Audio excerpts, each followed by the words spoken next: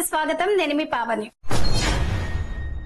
తెలంగాణ అసెంబ్లీలో కాంగ్రెస్ బలం 71 సీట్లకు చేరింది. తాజాగా చేవెళ్ల బీఆర్ఎస్ ఎమ్మెల్యే కాలే యాదయ్య కాంగ్రెస్ తీర్థం పుచ్చుకున్నారు. కార్ పార్టీ నుంచి మొత్తం 6 ఎమ్మెల్యేలు హస్తం పార్టీలో చేరినట్లు తెలుస్తోంది. దీంతో కాంగ్రెస్ కు 71 మంది ఎమ్మెల్యేల బలం ఉండగా బీఆర్ఎస్ కు 32కు పడిపోయింది. కాగా ఈ ఎన్నికల్లో Congress 64, BRS 39, BJP 8, MIM 7, CPI 1 సీట్లుగా గెలిచాయి.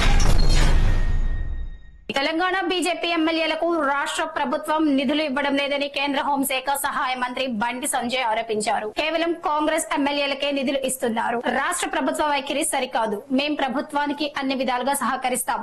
ఎమ్మెల్యేలు పార్టీ మారడం వారి విజ్ఞత మీద ఆధారపడి ఉంటుంది. జనసేనతో కలిసి తెలంగాణలో ముందుకు వెళ్లడం అధిష్టానం చూసుకుంటుంది అని బండి సంజయ్ కరీంనగర్ లో వ్యాఖ్యానించారు. ఇక దేశంలో తీవ్ర దుమారం రేపిన నీట్ యూజీ పరీక్షను ఇకపై ఆన్లైన్ లో నిర్వహించేందుకు కేంద్రం యోచిస్తున్నట్లు తెలుస్తోంది. ఇటీవల పరీక్షకు ముందే నీట్ ప్రశ్నపత్రం లీక్ అవడంతో ఎగ్జామ్ రద్దుకు విద్యార్థులు డిమాండ్ చేస్తున్నారు. ఈ నేపథ్యంలో లీకేజీలకు అడ్డుకట్ట వేసేందుకు ఆన్లైన్ కు మొగ్గు చూపుతున్నట్లు సమాచారం. దీనిపై త్వరలోనే నిర్ణయం తీసుకునే అవకాశం ఉంది. ప్రస్తుతం నీట్ పెన్ పేపర్ పద్ధతిలో జరుగుతోంది. ఆంధ్రప్రదేశ్ అంతర్జాతీయ నిపుణుల బృందం పోలవరం ప్రాజెక్టు వద్దకు చేరుకుంది. డయాఫ్రమ్ వాల్, స్టీల్ వే వంటి ప్రధాన నిర్మాణాలతో పాటు ఎగువ దిగువ కాపర్ డ్యాంలను పరిశీలించారు. వారు 4 రోజుల పాటు ప్రాజెక్టు నిర్మాణ ప్రాంతాల్లో పర్యటిస్తారు. ఒక్కో రోజు ఒక్కో విభాగాన్ని పరిశీలించి ప్రభుత్వానికి పూర్తి నివేదికను అందజేస్తారు. ఈ నివేదికను బట్టి పనులపై పూర్తి నిర్ణయాన్ని తీసుకుంటారు.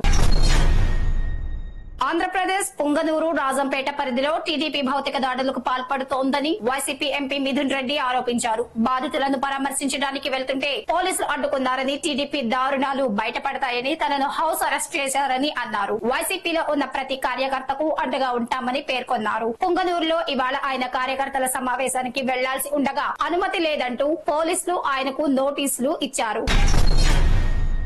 ప్రధాని నరేంద్ర మోదీ ఈ రోజు ఉదయం 11 గంటలకు మన్ కీ బాత్ లో పాల్గొని మాట్లాడుతున్నారు. మూడోసారి ప్రధానంగా మోడీ బాధ్యతలు చేపట్టిన తర్వాత ఈ కార్యక్రమం నిర్వహించడం ఇదే తొలిసారి. ప్రతి నెల చివరి ఆదివారం నిర్వహించే ఈ కార్యక్రమాన్ని ఎన్నికల కోడ్ వల్ల కొన్నాళ్లు తాత్కాలిక బ్రేక్ పడింది. ఫిబ్రవరి 25న చివరిసారిగా మన్ కీ బాత్ లో మాట్లాడిన మోదీ ఇప్పుడు మళ్లీ ప్రజలతో మమేకం కానున్నారు.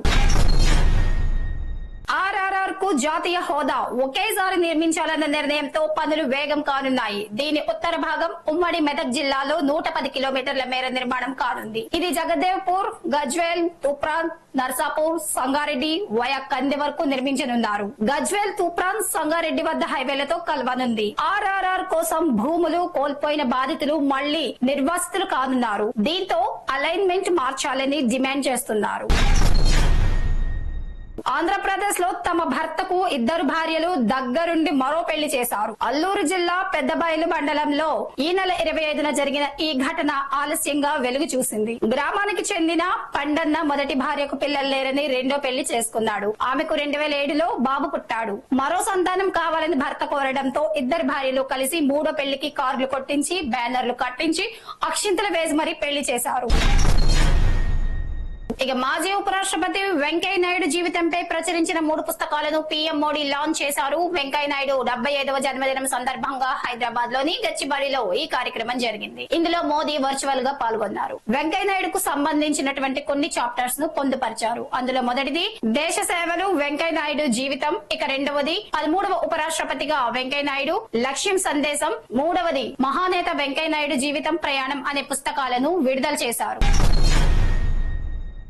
చేగుంట రోడ్డు ప్రమాదంలో మృతుల సంఖ్య 6కు చేరింది. ఈ ప్రమాదంలో ఒకే కుటుంబానికి చెందిన 2 అన్నదమ్ములు మృతి తీరని విషాదాన్ని నింపింది. మధ్యప్రదేశ్ కు చెందిన చిక్యా రాజేష్, రాజు, మహేష్ సోదరులు మేకల వ్యాపారం చేస్తున్నారు.